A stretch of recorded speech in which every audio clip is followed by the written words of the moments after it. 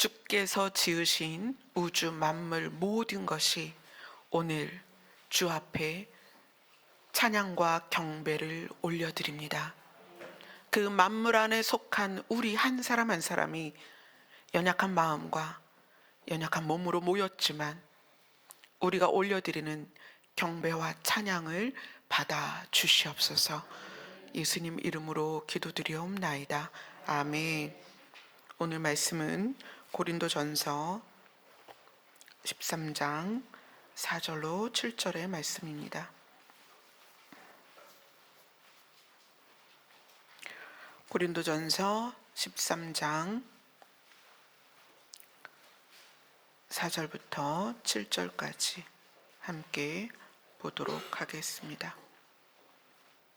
시작. 사랑은 오래 참고 사랑은 온유하며 시기하지 아니하며 사랑은 자랑하지 아니하며 무례히 행하지 아니하며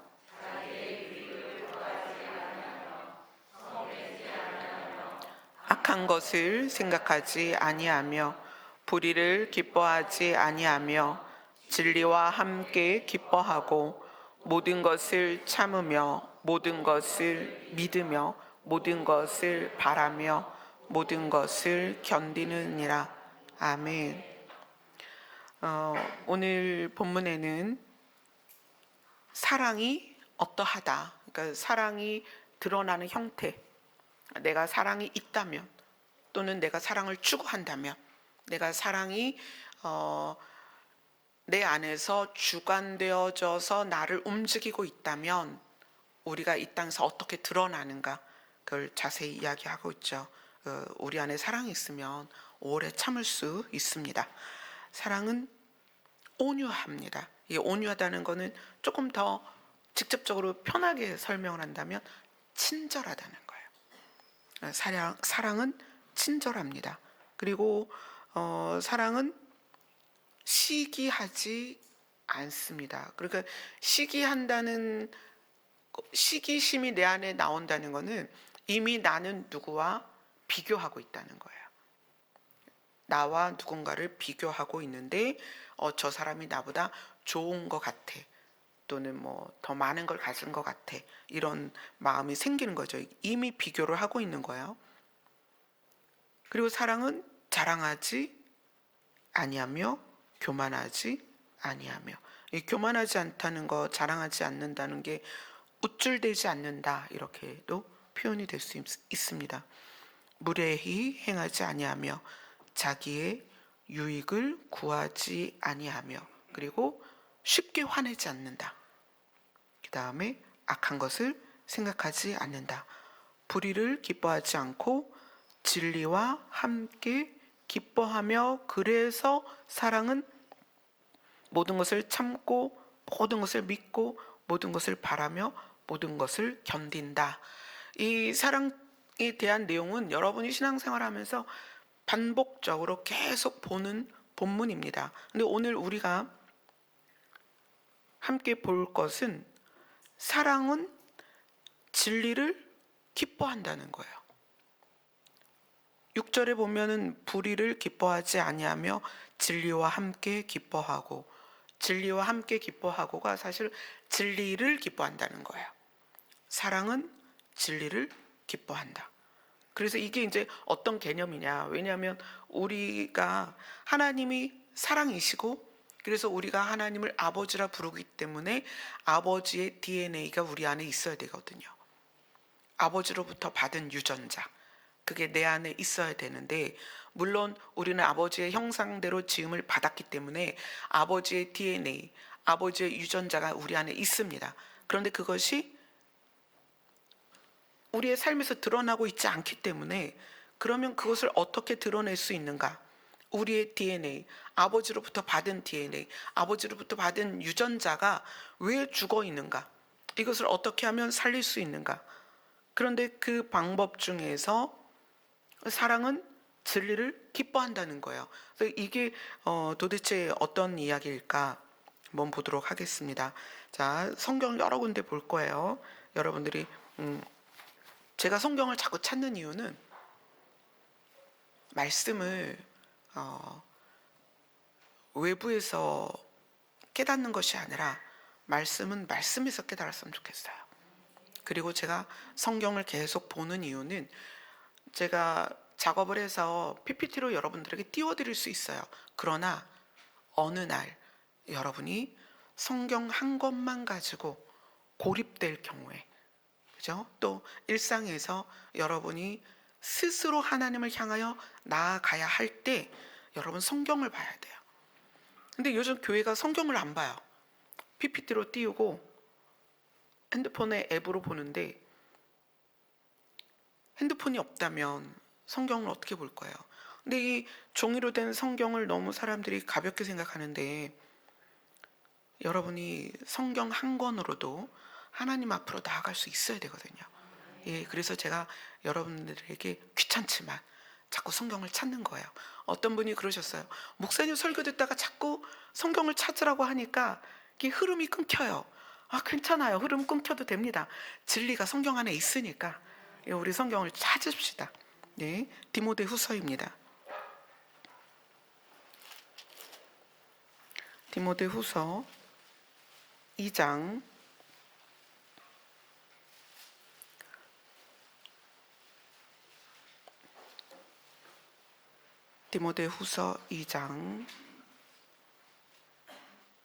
5절을 같이 읽겠습니다.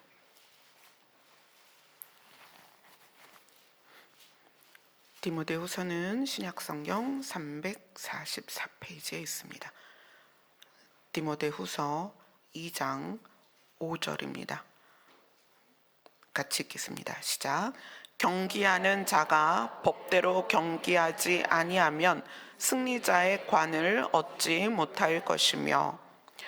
네, 거기 5절만 보겠습니다. 이 디모데후서는 바울이 디모데라는 아들처럼 여기는 사역자에게 당부하는 이야기입니다. 근데 이게 디모데에게만 말하는 것이 아니라 우리는 이미 왕 같은 제사장으로서 부름받은 사람들이기 때문에 우리가 반드시 알아야 될 내용이에요. 근데 바울이 디모데에게 뭐라고 말하냐면 내 아들아 이렇게 시작해요. 디모데후서 2장 1절을 보면 내 아들아 이렇게 이야기를 해요. 하나님이 우리를 향해서 자녀들아, 딸아, 아들아 이렇게 말씀하실 수 있죠. 우리가 하나님을 아버지라 부르니까. 자, 뭐라고 이야기하냐면 너는 그리스도 예수 안에 있는 은혜 가운데서 강하고 또 내가 많은 증인 앞에서 내게 들은 바를 충성된 사람들에게 부탁해라.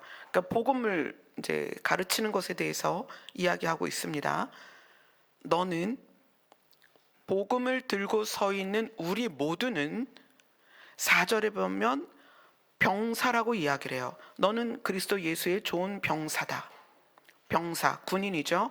군인은 복무하는 자는 군인으로 복무하는 자는 자기 생활에 얽매이는 자가 하나도 없나니 이는 병사로 모집한 자를 기쁘게 하려 함이라.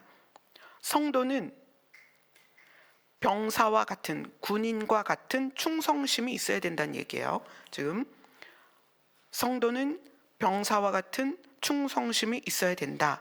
그리고 6절에는 수고하는 농부가 곡식을 먼저 받는 것이 마땅하니라. 성도가 복음을 위하여 일할 때에는 하나님께서 그것에 대한 대가를 주십니다. 수고하는 농부가 곡식을 먼저 받는 것이 마땅하다. 그러니까 복음을 위하여 수고하는 자는, 복음을 위하여 수고하는 농부와 같은 자는 하나님께서 반드시 대가를 주셔서 그것을 감당케 합니다. 자, 그리고 우리가 함께 읽은 경기하는 자, 그러니까 복음을 들고 있는 우리 성도를 경기하는 자로 비유를 했는데, 이 경기하는 자가 규칙대로 경기를 하지 않으면 게임에서 이겨도 승리자의 관을 얻을 수 없다. 즉 반칙하면, 그렇죠. 우리가 축구 경기든 올림픽 때 수많은 경기를 봐도 분명히 기록으로는 1등인데 반칙한 게 있으면 금메달을 빼앗깁니다. 그죠? 그래서 우리 성도들에게 굉장히 중요한 얘기를 하는 거예요. 병사처럼 충성심이 있어야 되고, 수고하는 농부처럼 우리가 수고할 때 반드시 대가를 주실 것인데, 경기하는 자처럼 반드시 법대로 경기해야 된다. 그러니까 우리가 우리의 신앙생활과 성도로서의 삶에는 반드시 규칙이 있다. 이걸 지키지 않으면 목회자가 수만 명 교회를 목회를 한다 할지라도, 우리가 성도가 각자 교회에서 포지션이 있잖아요. 감당해야 될 사명들이 있습니다. 달란트대로 감당을 하고 있어요. 그런 것을 아주 잘 감당했어도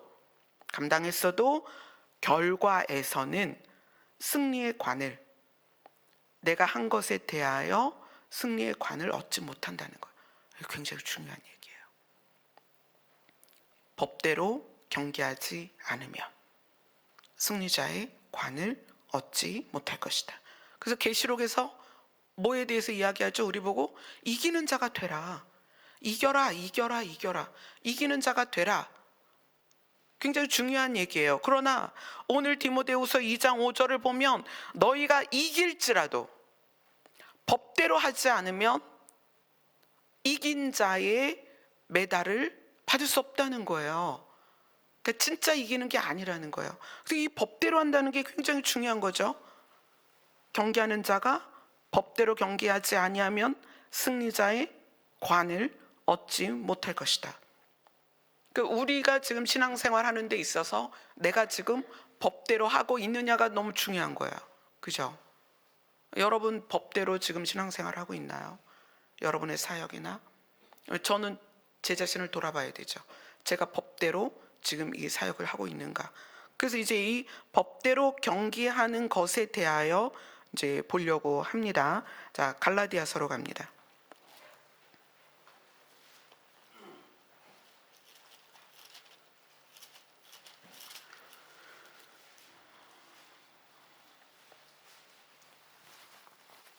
갈라디아서는 신약 성경 302페이지에 있습니다. 근데 갈라디아서 6장으로 갑니다. 309페이지입니다. 신약 성경. 네. 갈라디아서 6장 2절을 같이 읽겠습니다. 시작. 너희가 짐을 서로 지라. 그리하여 그리스도의 법을 성취하라. 우리가 법대로 경기를 해야 되는데, 우리가 법대로 신앙생활을 해야 되는데, 이기는 것이 중요한 게 아니라 법대로 하지 않으면 이겨도 소용이 없다는 얘기예요. 그런데 그 법을 뭐라고 말하냐면 그리스도의 법이다, 이렇게 얘기해요. 그리스도의 법. 너희가 짐을 서로 지라. 근데 여기에서의 짐은 무슨 짐이냐면 무거운 짐이기도 하고 남의 짐이기도 해요. 너희가 남의 짐, 특히 무거운 짐을 서로 지라. 그리하여서 그리스도의 법을 성취하라. 예수 그리스도의 법이 뭐죠? 예수님이 요한복음에서 말씀하시죠. 내가 너희에게 새로운 법을 줄게. 율법이 아니라 너희에게 새로운 법을 줄게. 그 새로운 법이 뭐죠? 서로 사랑해라. 네 이웃을 네 몸처럼 사랑해라. 그게 예수님이 주신 새로운 법이에요. 그러니까 너희가 남의 짐을, 특히 무거운 짐을 서로 져라. 그리하여 그리스도의 법을 성취해라. 그리스도의 법은 서로 사랑하라는 법이에요. 제가 어제 대구에서 주례를 서고 왔습니다. 주례를 쓴 자매가 저하고는 30년 넘는, 사실은 찬미보다도 더 오래된 친구예요. 그 친구가 저희 아버지 목회하실 때 저희 교회에 온 게 초등학교 6학년이었어요. 그리고 저는 주일학교 교사였습니다. 그렇게 제자와 선생으로 만나서 교회에서 신앙생활하면서 그 친구가 쭉 성장해서 충남으로 내려왔어요. 공주에서 공주사들 다니고 천안에서 교사 생활을 하다가 발령을 냈는데 어떻게 구리로 발령이 난 거예요. 그래서 구리로 다시 왔어요. 그래갖고 저희 교회로 다시 왔죠. 그래서 또 같이 신앙생활하고 반주를 했습니다. 근데 그 자매가 어렸을 때 그런 얘기를 해요. 아버지가, 그 자매의 아버지는 그 자매가 어렸을 때부터 되게 똑똑하고 공부를 잘했어요. 근데 똑똑하고 공부를 잘하는 것이 오빠의 기운을 막았다. 그러니까 너 때문에 오빠가 되는 일이 없다. 이런 시각으로 아빠가 보신 거예요. 그래서 한 번은 뭐 멍이 들어서 온 거예요. 왜 그래? 왜 다쳤니? 그랬더니 뭐 지나가는 오토바이가 있었는데 피하다 넘어졌다 이렇게 얘기를 해요. 근데 나중에 이야기를 들었어요. 아버지가 그러니까 아들, 딸, 아들 이렇게 있었는데 딸이 공부를 너무 잘하니까 네가 아들의 운을 막았다. 이래가지고 이렇게 구박을 한 거예요. 때리기도 하고. 그렇게 자랐습니다. 또 어렸을 때, 아기 때는 아장아장 걸을 때 어머니가 일을 하다 보니까 아이들을 돌볼 수가 없어서 친정에 맡겼는데 친정 할머니, 그 친정 어머니죠. 할머니가 이 자매의 할머니는 너무너무 남아선호 사상이 깊은 분이에요. 그러니까 밥을 줘도 손자는 주는데 손녀는 안 주는 거야. 그러니까 손녀딸이 이 자매가 그런 얘기를 해요. 목사님, 저는 어렸을 때요 숟가락하고 밥그릇을 들고 돌아다녔대요. 배가 고프니까. 그러니까 언제든 할머니가 먹을 걸 주면 먹어야 되니까 얘 본능적으로 숟가락을 들고 돌아다녔대. 아기 때 아장아장 걸을 때. 그 정도로 남아선호 사상이 강한 외할머니가 이 자매를 아기 때 돌봐주셨어요. 그러니까 그것이 얼마나 피부로 와 닿았겠어요. 자기가 존중받지 못하고 자기가 살아내야 되는 것에 대한 본능이 아기 때부터 커진 거예요. 그래서 그 자매는 어렸을 때부터 굉장히 열심히 공부를 했어요. 그래서 구리 고등학교에서 4대를 가는 게 쉽지 않거든요. 근데 4대를 가서 교사가 됐어요. 교사가 되면서 이제 이 친구는 대학교 4학년 말에 그 뭐라고 그러죠? 선생님이 되려면 임용고시죠. 그걸 한 번에 붙었어요. 임용고시를 한 번에 붙고 한 번에 그 대학교 졸업하자마자 고등학교에 딱 들어간 거예요, 교사로. 그러니까 이제 월급을 받기 시작을 했는데 그 자매는 그때부터 친정 아버지, 친정 어머니, 친정 오빠, 친정 남동생, 그래서 본인까지 5명의 주거와 식생활을 책임졌어요.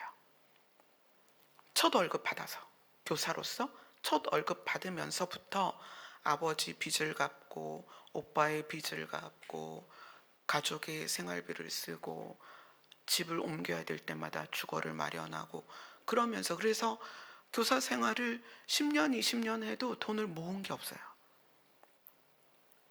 이 자매는 평생 가족의 짐을 혼자 진 거예요.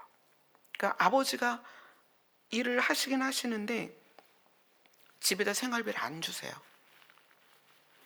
아버지께서 자기의 빚이 있어서 자기가 버는 건 자기 빚을 갚아야 된다.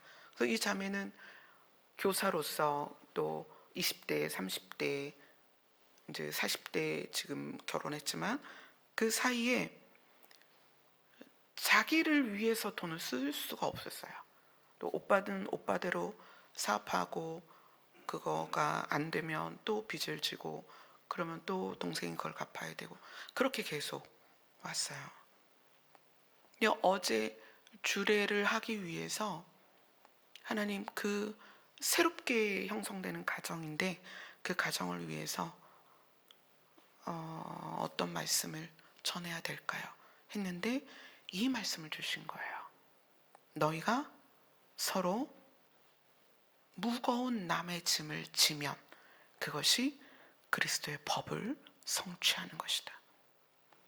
그래서 그 자매는 40대 지금 초반까지 오도록 자기 재산이 없어요.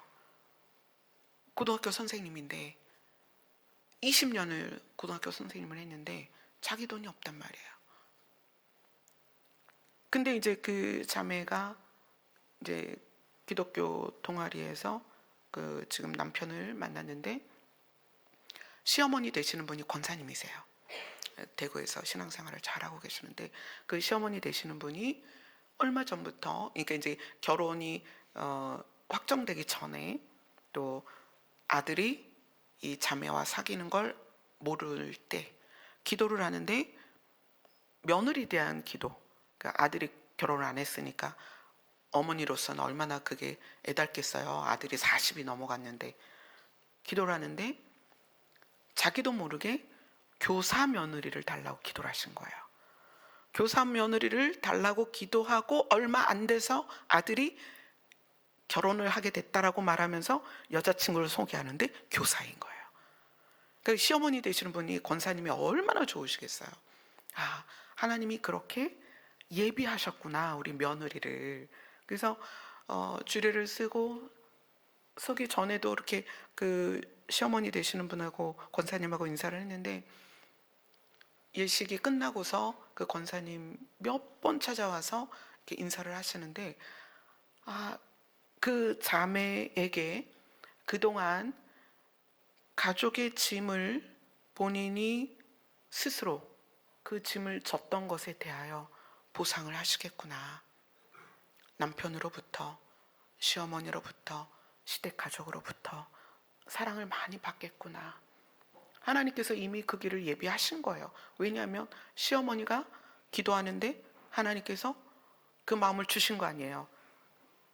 교사 며느리를 얻을 수 있도록. 근데 기도하고 얼마 안 돼서 교사 며느리가 딱 나타났으니까 이건 하나님이 정해준 며느리잖아요. 얼마나 감사하게 앞으로 생활을 같이 하겠어요. 그리고 결혼하게 된 남편도 자영업을 하기 때문에 그 자매가 해야 할 많은 일들, 교사로서의 일이나 또 교회 내에서 사역으로서의 일이나 자기가 물신양면으로 돕겠다. 서브를 해주겠다. 너를 위해서. 이제까지 가정의 짐을 혼자 지고 왔는데 든든한 그 짐을 나눠줄 남편이 생긴 거예요. 내가 너를 도와주겠다. 너의 짐을 나눠주겠다. 내가 너와 함께 하겠다. 너가 뭘 하든지 뒤에서 뒷바라지 해줄 거다. 이렇게 남편을 만난 거예요. 보통은 남편들이 나는 이걸 할 거니까 네가 나를 도와야 돼. 그런 포지션에 있잖아요. 근데 이게 반대인 거예요. 그래서 정말 하나님께서 그런 시댁과 남편을 만나게 해주셨구나. 그래서 지금까지 혼자 가정의 짐, 부모의 짐을 지고 왔던 그 자매에게 보상을 해주시겠구나. 너희가 남의 짐을 스스로 나누어 지면 그것이 그리스도의 법을 성취하는 것이다. 아멘. 법대로 신앙생활하지 않으면 이기는 것 같지만 이긴 자가 받을 왕관을, 메달을 받을 수가 없습니다. 이긴 자로 인정하지 않는다는 거예요. 그러니까 이긴 것 같은 포지션에 있어도 너희가 반칙을 했기 때문에, 법대로 여기까지 온 게 아니기 때문에 너희의 이김을 인정하지 않을 것이다. 자, 갈라디아서 6장 5절을 같이 보겠습니다. 같이 읽습니다. 시작.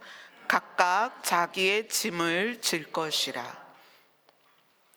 그러니까 그 자매가 아버지가 가정을 돌보지 못한 것에 대해서, 또 오빠가 지금까지도 그렇게 가정을 돌보지 않는 것에 대해서 그 자매가 혼자 그 짐을 졌는데 결국은 그게 또 자기 짐이었던 거예요. 각각 자기 짐을 질 것이니라. 자, 이게 뭘 의미하는 거냐면 남의 짐을 지는 것이 오지랖일 수 있다는 거예요. 오지랖에서 나오는, 그러니까 좋은 일, 온 동네 다니면서 좋은 일 많이 하는 사람들 있잖아요. 막 글로벌하게 좋은 일 하는 사람들도 있어요. 그런데 그게 진짜이면, 그게 오지랖이 아니고 진짜 남의 짐을 지는 거는 어떻게 증명이 되냐면 자기 짐을 지는 거예요. 남편으로서 가정을 돌보고, 아내로서 가족을 돌보고, 자식으로서 부모를 공경하고, 부모로서 자식을 잘 돌보는 자기의 짐을 지지 않으면 글로벌하게 남을 돕는 것도 오지랖이다. 선을 행하는 거죠. 아니다.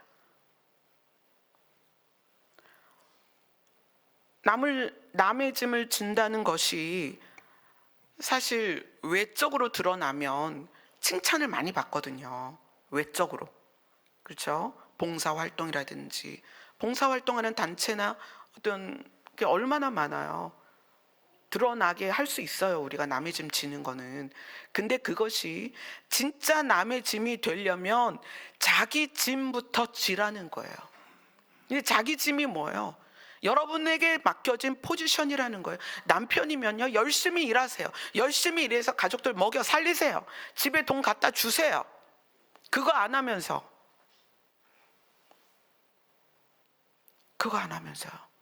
글로벌하게 남을 도와요? 자기 가족 자기가 먹여 살리지 않으면 남에게 좋은 일을 하는 거, 그거 다 거짓이에요.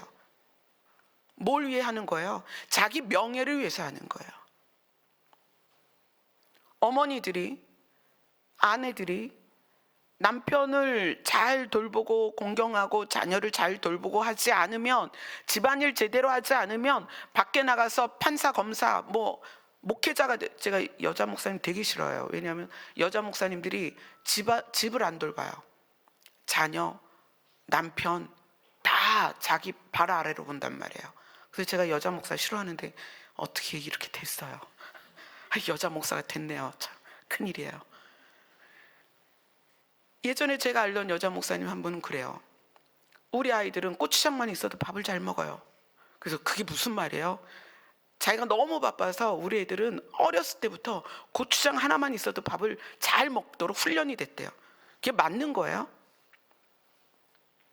엄마가 엄마 역할 하지 않으면 목회하지 말아야 돼요. 아내가 아내 역할 안 하면서 목사가 된다고요? 말도 안 돼요. 자기 짐을 지지 않으면서 어떻게 남의 짐을 져요? 그럴 수 없어요. 내 짐을 안 지며 남의 짐을 진다? 그거는 자기의 명예를 위한 오지랖이에요. 그래서 우리는 내가 내 짐을 지고 있는가를 봐야 됩니다. 열심히 일하고 있는가? 내 가족을 먹여 살리고 있는가? 내가 집안일을 잘하고 있는가? 자녀를 잘 돌보고 있는가? 부모에 대하여 자녀로서의 역할을 하고 있는가? 부모로서 자녀에게 잘하고 있는가? 그것부터 봐야 돼요. 각각 자기의 짐을 지면서 남의 짐을 지려고 해야 된다는 거예요. 그런데 그것이 뭐다? 그리스도의 법을 성취하는 것이다. 이것이 안 되면서 신앙생활을 하면 그거는 반칙이다. 그래서 신앙생활을 통한 우리의 성과 있잖아요. 나는 몇 명 목회하는 목사야, 우리 교회 몇 평이야, 이런 거.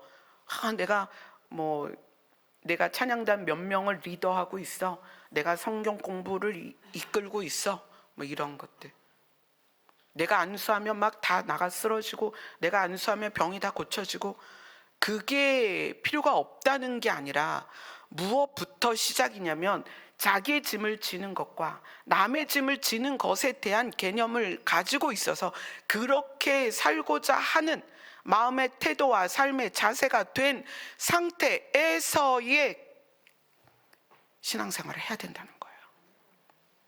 그게 빠지고 나면 내가 이룬 외적으로 드러난 모든 성과는 아무것도 아니다. 그런 모든 성과는 불이 붙으면 어떻게 돼요? 다 타서 없어진다. 성경이 그렇게 말하고 있습니다.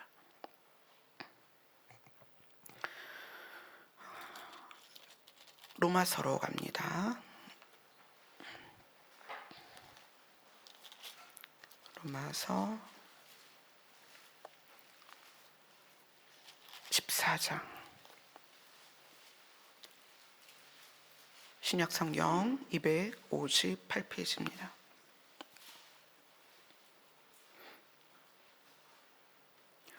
14장 1절, 2절을 1절부터 3절까지 읽을게요.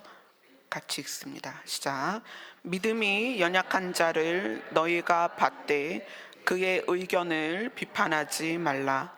어떤 사람은 모든 것을 먹을 만한 믿음이 있고 믿음이 연약한 자는 채소만 먹느니라. 먹는 자는 먹지 않는 자를 업신여기지 말고 먹지 않는 자는 먹는 자를 비판하지 말라. 이는 하나님이 그를 받으셨음이라. 아멘.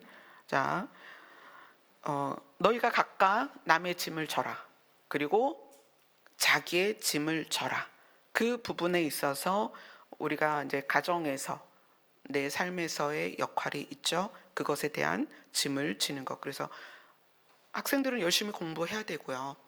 청년들은 열심히 일해야 되고요. 남편들 열심히 일해서 돈을 갖다 줘야 됩니다. 가정에 돌아갈 수 있도록. 또 아내들은 열심히 가정 일을 돌봐야 됩니다. 그런데 이제 지금 읽은 로마서 14장은 신앙생활을 하는 교회 공동체 내에서 그리스도의 법을 세워가는 방식으로서 어떤 것이 있느냐? 믿음이 연약한 자, 그러니까 신적인 가치관이 확실하지 않고 신의 계심에 대하여 아직도 긴가민가하는 분들이 있을 거 아니에요. 그런 사람을 너희가 받아들이되 그들의 의견을 비판하지 말아라. 왜냐하면 3절 마지막 부분에 그러죠. 그들을 비판하지 말라. 왜냐하면 하나님이 그를 받아들였기 때문이다. 아멘. 자, 교회 공동체 내에는 각각의 성장되어 있는 그 위치가 조금씩 달라요. 성숙의 위치도 다르고. 그런데 교회 공동체 내에서 그런 어떤 가치관이 확실하지 않은 연약한 자들에 대하여 너희의 태도는 비판하지 않는 태도여야 된다. 왜냐하면 하나님이 이미 그를 받아들였기 때문이다. 그래서 하나님이 그를 성장시킬 거야. 그러니까 너희가 너희의 마음대로 그들을 비판하지 말아라. 이렇게 이야기하는 거예요. 그리고 로마서 15장으로 갑니다. 로마서 15장 1절 2절을 같이 읽습니다. 시작. 믿음이 강한 우리는 마땅히 믿음이 약한 자의 단점 담당하고 자기를 기쁘게 하지 아니할 것이라. 우리 각 사람이 이웃을 기쁘게 하되 선을 이루고 덕을 세우도록 할지어다. 믿음이 강한 쪽에 있는 우리는, 그러니까 신적인 가치관이 확실하고 하나님과 동행하는 우리는 마땅히 믿음이 약한 자의 약점을 담당한다. 그게 뭐죠? 서로의 짐을 나누어 지는 거예요. 그들의 약점을 담당하고 자기를 기쁘게 하지 아니할 것이라. 이게 무슨 의미냐면 좀 성경을 안다. 나 성경 많이 알아. 나 기도 좀 해. 나 하나님의 음성 들어. 하나님이 나 맨날 이렇게 감동하셔. 이런 포지션에 있는 분들이 그렇지 않은 연약한 자들을 볼 때 이래라 저래라, 너 그러면 안 된다, 너 그러면 하나님한테 혼난다라고 하면서 협박을 한단 말이에요. 근데 그것을 성경은 뭐라고 표현하냐면 자기를 기쁘게 한다.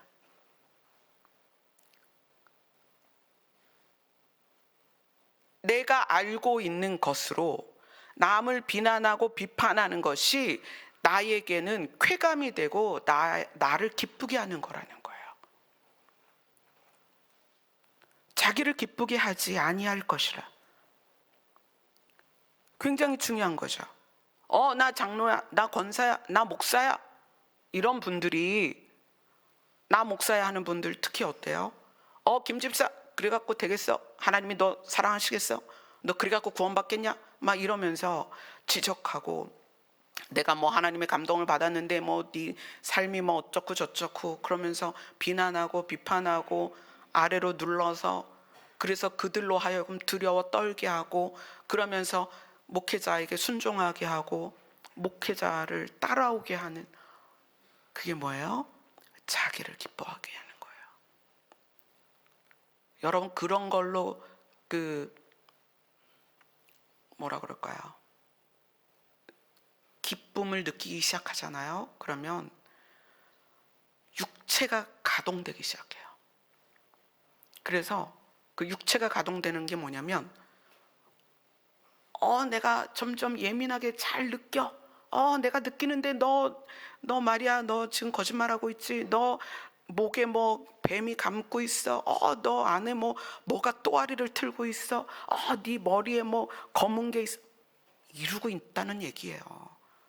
그래서 비난하고 비판하고 정죄하고, 너 그래서 구원을 받겠냐 못 받겠냐 이래가면서 비난하고.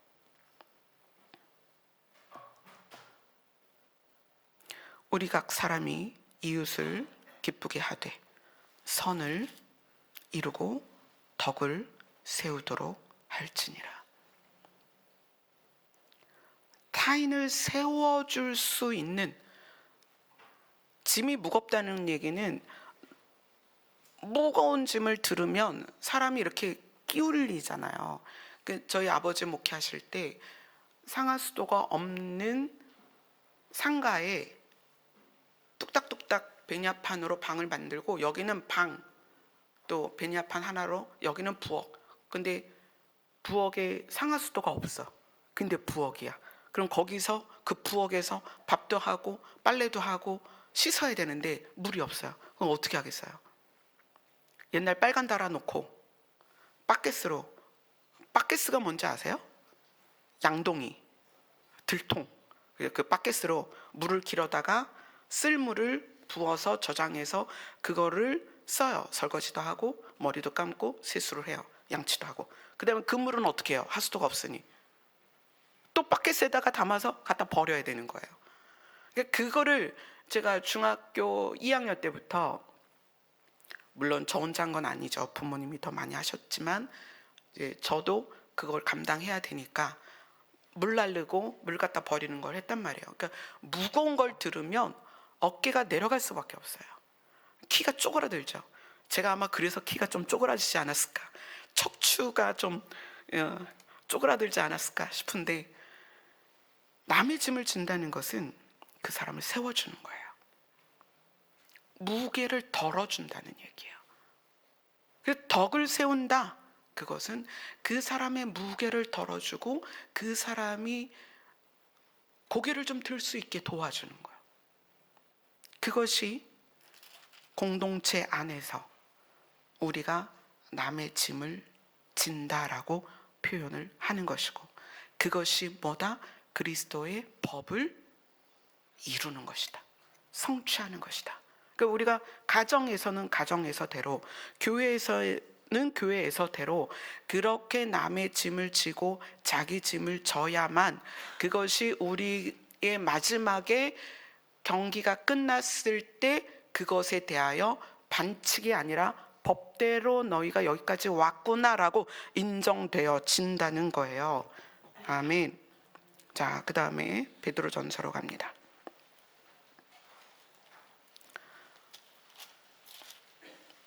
신약 성경 378페이지.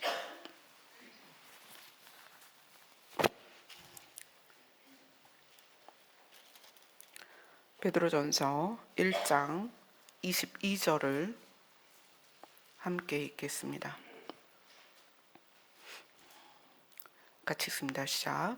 너희가 진리를 순종함으로 너희 영혼을 깨끗하게 하여 거짓이 없이 형제를 사랑하기에 이르렀으니 마음으로 뜨겁게 서로 사랑하라.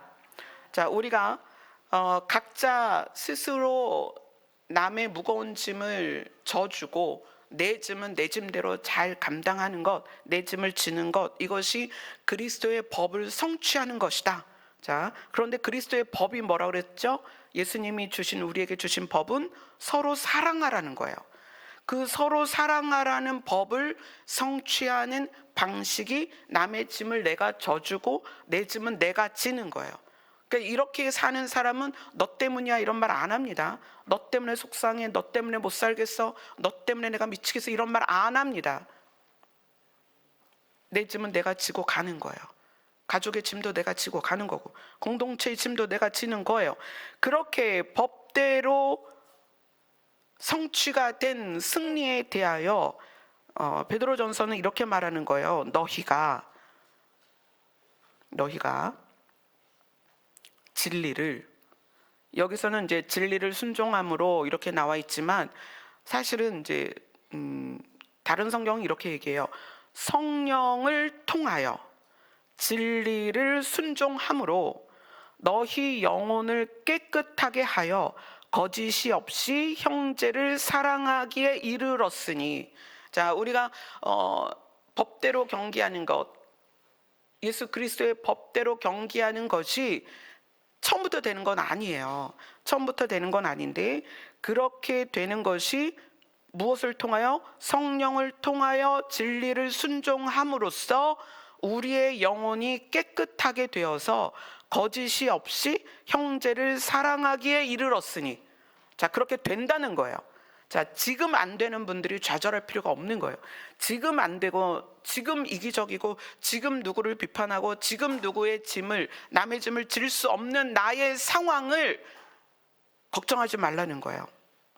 형제를 사랑하기에 이르게 됩니다. 반드시 그렇게 됩니다. 순수한 마음으로, 여기서 마음으로 뜨겁게 서로 사랑하자라고 얘기했는데 어떤 마음이냐면 순수한 마음이에요. 계산되지 않은, 오지랖도 아니고 내 명예를 위한 그런 게 아닌 정말 순수한 마음으로 뜨겁게 서로 사랑하게 될 것입니다. 우리는. 왜냐하면 진리가 있기 때문에. 근데 그 진리를 순종하는 데 있어서 성령을 통하여 진리에 순종한다는 거예요. 성령을 통하여 진리에 순종한다. 근데 우리가 이제 이 성령이 우리 안에 임하시면, 또 성령이 나타나면 우리는 보통은 그 성령에 의해서 나타나는 것이 방언을 하고 예언을 하고 병을 고치고 환상을 보고 귀신을 내어 쫓는 거에 치중되어 있다는 거예요. 그것이 성령이 우리 안에 있어서 우리의 삶 가운데 그러한 일이 있는 건 맞습니다. 그건 당연히 일어납니다. 왜냐하면 하나님의 영이 내 안에 들어와 계시기 때문에 하나님의 영이 있으면 귀신을 내어 쫓게 할 수 있고, 그죠? 그것에 의하여 병도 고침 받고 새 방언을 말하기도 하고 환상을 보기도 하고 합니다. 그런데 성령을 통하여 진리에 순종한다는 것은 무엇이냐면 갈라디아서로 갑니다.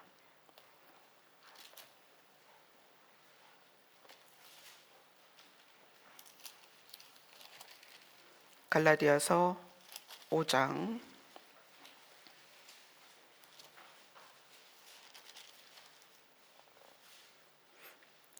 우리가 지금 갈라디아서 6장에서 너희가 짐을 서로 지라 그 말씀을 봤잖아요.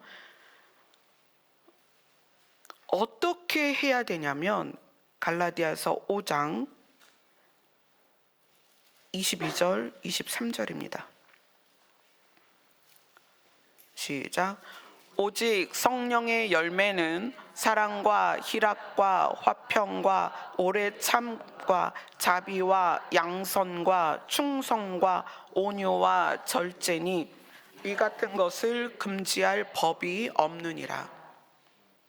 그리스도의 법 안에는 이것이 들어 있습니다. 무엇이 들어 있어요? 사랑과 기쁨과 화평과 오래 참음과 부드러움과 선함과 믿음과 온유와 절제들이 들어 있습니다. 그리스도의 법은 이것을 금지하는 것이 아니라 이렇게 해야 된다고 이야기를 하는 거예요. 그러면 진리, 그러니까 성령으로서 진리에 순종한다는 것은 진리에 순종하는 자세와 태도가 이 성령의 열매로서의 모습이어야 한다는 거예요. 진리에 순종을 하는데 진리에 순종하는 우리의 자세와 태도가 성령의 열매가 나타나야 되고 성령의 모습으로서 진리에 순종을 해야 되는 거예요. 그럼 진리는 뭐냐? 자, 어떻게 진리에 순종하는지는 이 성령의 모습으로서 진리에 순종한다고 했죠. 그럼 진리는 무엇이냐? 다시 베드로 후서로 전서로 갑니다.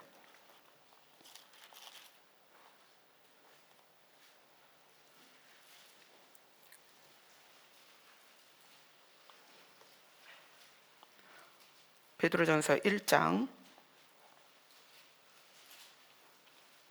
우리가 이제 진리를 이야기할 거예요. 진리를 알아야 되겠죠. 성령으로서 진리에 순종한다. 진리가 무엇이냐? 베드로전서 1장 5절을 읽겠습니다. 시작. 너희는 말세에 나타내기로 예비하신 구원을 얻기 위하여 믿음으로 말미암아 하나님의 능력으로 보호하심을 받았느니라. 하나님께서 우리를 지금껏 지키고 보호하시는 이유는 말세에, 그러니까 마지막 때에 드러날 준비가 되어 있는 구원을 위하여, 마지막 때에 드러날 준비가 되어 있는 구원을 위하여 그것을 믿는 믿음으로 말미암아 하나님이 우리를 지금껏 보호하고 계시다는 거예요. 하나님의 능력으로. 여러분, 진리는 성경의 내용의 지식을 이론적으로 아는 게 아닙니다. 성경을 지식으로 접근할 때 교리가 생기는 거예요.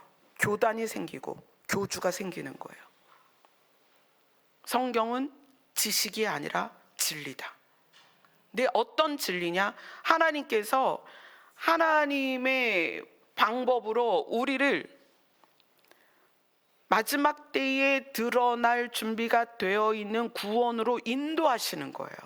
그게 진리예요. 그래서 진리는 글로 쓰거나 진리는 이론화할 수 없다는 거예요. 진리는 살아있습니다. 하나님의 뜻이고 하나님의 계획이에요. 그래서 진리를 공부할 수 없습니다. 진리는 하나님의 안에서, 하나님의 말씀 안에서 우리가 깨닫는 것이지 이건 공부해서 알아지는 게 아니라는 거예요. 자, 베드로전서 1장 13절을 같이 읽겠습니다. 베드로전서 1장 13절 같이 읽습니다. 시작.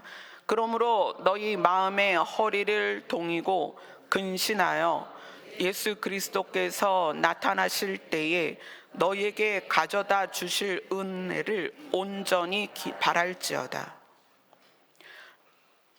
너희의 마음의 허리를 동이고 마음을 잘 붙들어서 정신을 차려서 예수 그리스도께서 나타나실 때에, 말세에, 마지막 때에 예수 그리스도께서 너희에게 가져다 주실 은혜를 바랄지어다. 여러분, 이것이 진리입니다.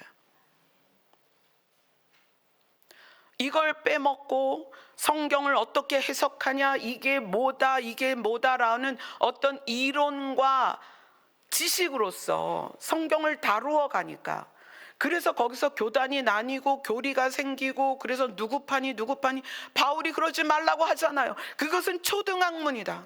그렇게 하지 마라.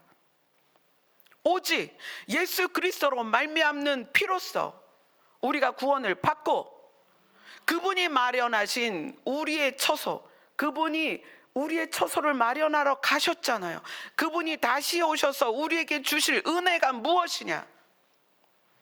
영원히 거할 우리의 처소를 우리에게 주시겠다는 거예요.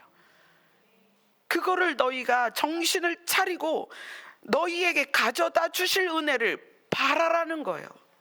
그게 진리라는 거예요. 그래서 예수님이 말씀하시는 거예요. 내가 진리다. 내가 아버지께로 가서 너희의 처소를 마련할 것이고, 그 거처가 다 마련이 되면 내가 너희에게 올 것이다. 와서 어떻게 하겠다? 나 있는 곳에 너도 있게 하겠다. 아버지가 마련하신 아버지의 보좌 우편에서 예수님이 그 일을 진행하고 계시고 그것을 이루시고 이 땅에 오실 거라는 거예요. 여러분, 진리는 성경의 해석이나 그것에 따른 이론이 아닙니다. 진리는 예수 그리스도 자체입니다. 그분을 통하여 이루실 일이라는 거예요. 그러니 진리를 우리가 어떻게 연구해서 배우냐는 거예요. 진리는 예수 그리스도를 깨닫는 것입니다. 진리는 예수 그리스도를 믿는 거예요. 그래서 하나님이 세우신 계획들이 믿어져서 그것을 바라고 정신을 차리고 그날을 기다리는 것이 진리입니다. 그런데 그 진리를 어떻게? 사랑으로, 성령의 열매가 있는 우리의 삶으로 그 진리를 바라고 기다리라는 거예요. 그것이 우리에게 실제화가 될 때까지. 자, 그럼 오늘 본문으로 갑니다. 고린도전서 13장.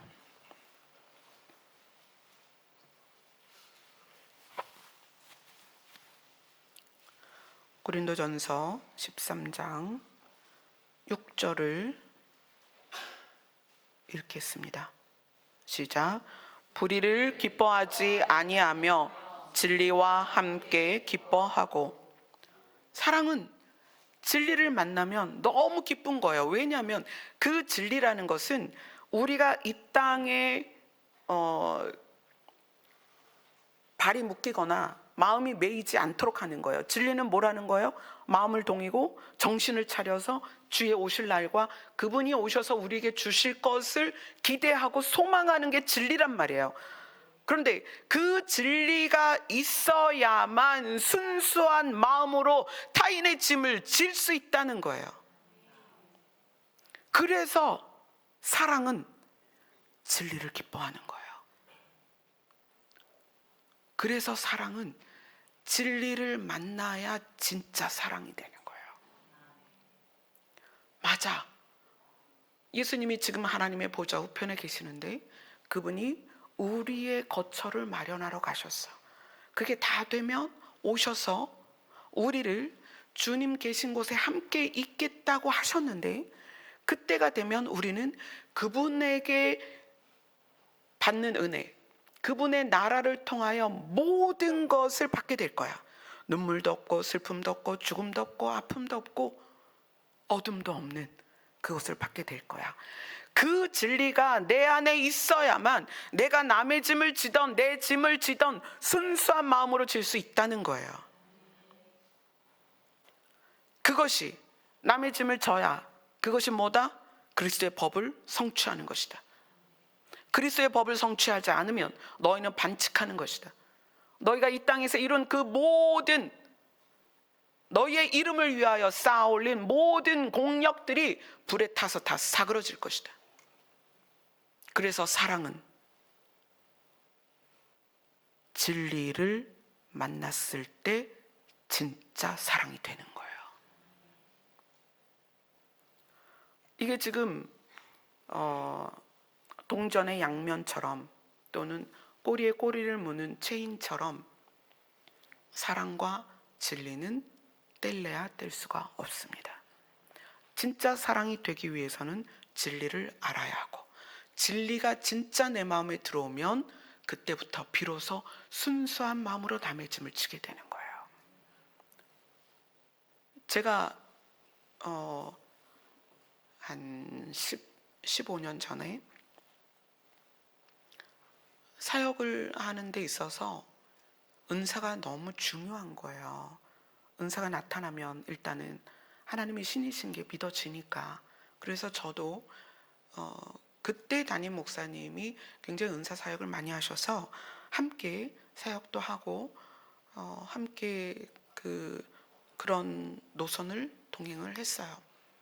근데 그때는 이제 부르짖는 게 전부 은사가 임해서 나타나는 것이 성령의 나타남이라고 생각했으니까 은사를 달라고, 성령이 내 안에서 일하게 해달라고 기도를 할 때였어요. 근데 어느 아주 허름하신 양복을 입고 오신 남자분이 계셨는데 잠깐 이야기를 하자 그러셔요. 그래서 이야기를 하는데 아주 작은 소책자 하나를 주시는 거예요. 근데 이 소책자가 얼마나 조악하게 인쇄가 됐는지, 아주 작은 소책자인데 겉엔 약간 이제 색이 바랜 하늘색에 그렇게 써 있었어요. 마지막 때에는 사랑밖에는 없습니다. 그러면서 그 내용이 있어요. 근데 그 소책자를 가지고 오신 분이 아주 연세 많은 목사님이셨어요. 그리고 그걸 주시면서 너무 중요한 진리니까 나보고 꼭 읽어보라고. 근데 제가 그걸 받을 때, 그게 진짜 오래전이에요. 15년 전 그때쯤 됐는데, 저는 그걸 받을 때 제 마음 안에서 능력이 있어야지 사랑 갖고 될까?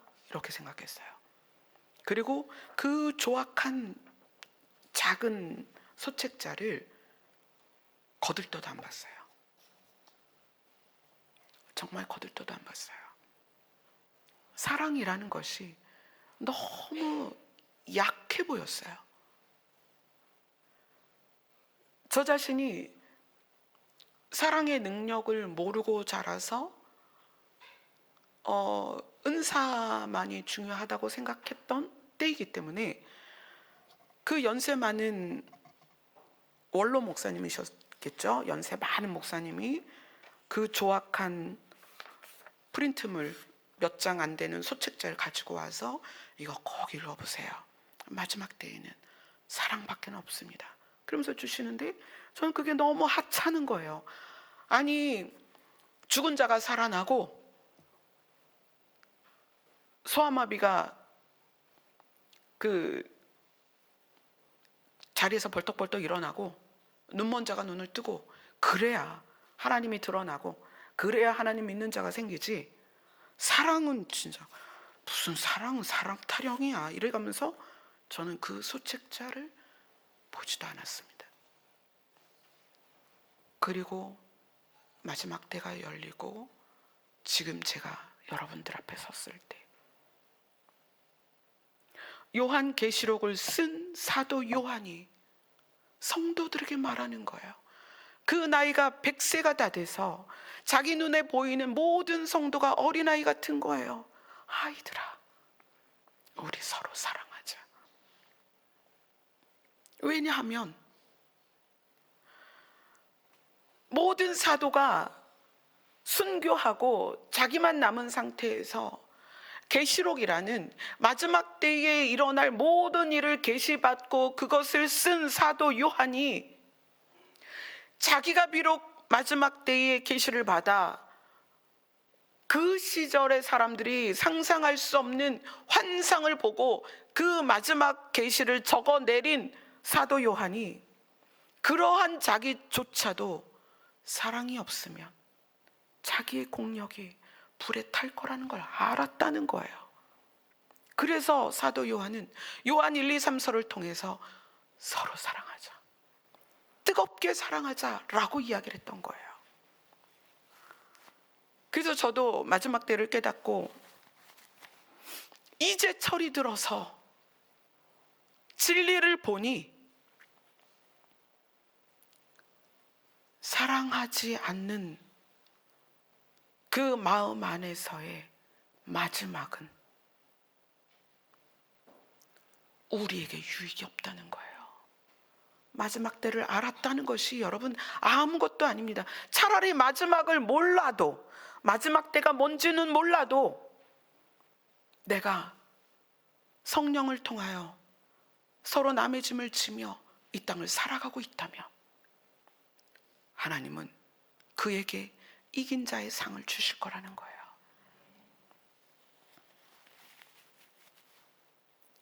사랑은 진리를 깨달아야만 순수한 마음으로 남의 짐을 질 수가 있고요. 진리는 사랑으로 역사되어집니다. 그래서 우리에게 남아있는 시간이 얼마가 될지 몰라요. 정말 얼마가 될지 몰라요. 며칠 전에 주창기도회를 갔다가 점심 식사를 하는데 갑자기 뭐가 주르륵 해가지고 손을 딱 댔더니 코피가 주르륵 나는 거예요. 그래서 티슈로 코를 틀어 막으면서, 여러분, 우리에게 남은 기회가 이 땅에서 살아 숨 쉴 때뿐이라는 걸 아세요? 여러분이 순수한 마음으로 남의 짐을 질 수 있는 기회는 이 땅에 살아 있을 때뿐입니다. 여러분이 자기의 짐을 질 수 있는 기회도 이 땅에 살아 있을 때뿐이에요. 이 기회를 여러분 놓치지 마시라는 거예요. 수지자매가 어제 결혼하면서 신랑 신부 동시 입장을 했어요. 왜 그런지 몰랐는데 친정 아버지께서 걸음을 잘 못 걸으시더라고요. 많이 이제 몸이 연세가 연로하신 건 아닌데 몸이 약해서 지팡이를 의지하고 있으니까 수지자매가 남편의 손을 잡고 입장을 했어요. 우리는 나이와 상관없이 우리가 이 땅에서 살 수 있는 시간은 제한되어 있다는 거예요. 그 제한되어 있는 시간 안에 우리가 정말 순수한 마음으로 진리를 깨달은 자로서 남의 짐을 지거나 자기 짐을 질 수 있는 기회가 많지 않다는 거예요.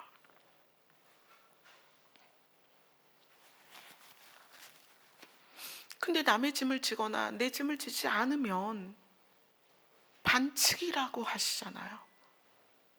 반칙이래요, 반칙. 너희의 성과는, 너희의 이 땅에서의 업적은 승리한 것 같지만 내가 너희에게 승리의 메달을 줄 수 없대요. 근데 우리는 승리한 것처럼 살아가잖아요. 내가 안다. 내가 잘하고 있다. 내가 이만큼 했다. 내가 이만큼 배웠고 내가 이만큼 이뤘어. 내가 불행한 건 너 때문이야. 너만 없어도 내가 이렇게 힘들지 않았을 텐데, 이래가면서 살고 있단 말이에요, 우리가.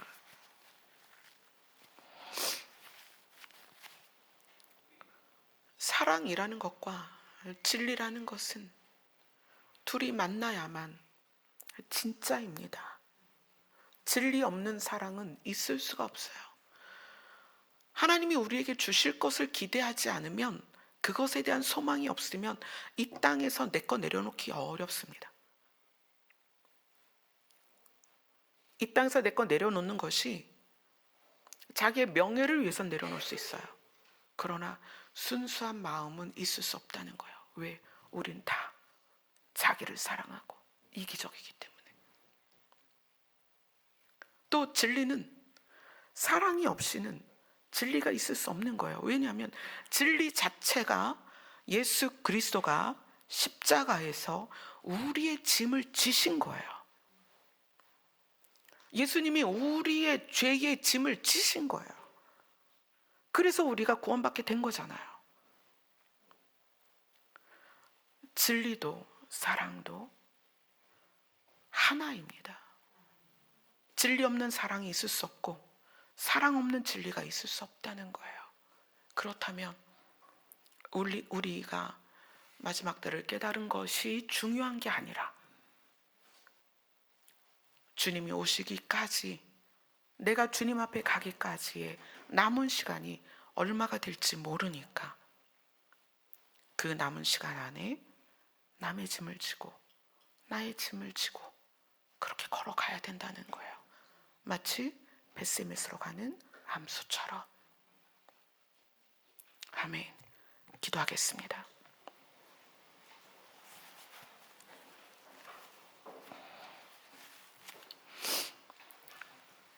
아버지께서 예수 그리스도를 통하여 우리를 구원하시고 지구의 종말과 개인의 종말을 지나서 우리가 영원한 나라에 들어가도록 하는 것이 하나님이 우리에게 주신 진리입니다.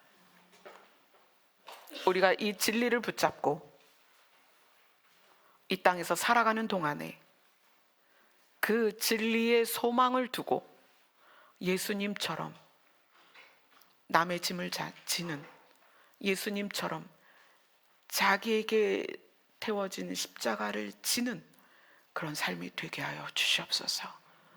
아직은 우리가 부족합니다. 아직은 그렇게 할 사랑의 크기가 우리 안에 부족합니다. 그러나 성령님 도우셔서 성령님을 통하여 진리에 순종되게 하여 주시옵소서. 예수님 이름으로 기도드리옵나이다. 아멘.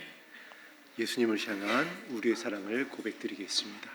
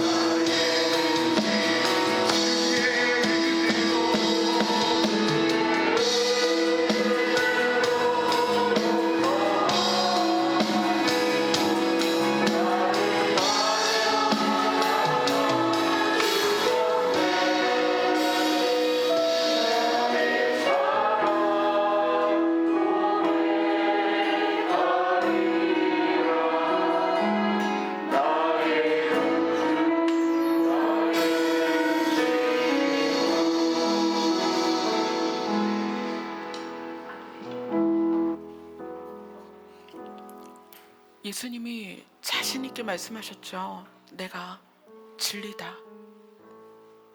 내가 곧 길이고 내가 진리다. 왜 예수님이 진리라고 말씀하셨을까요? 나로 말미암아 너희들이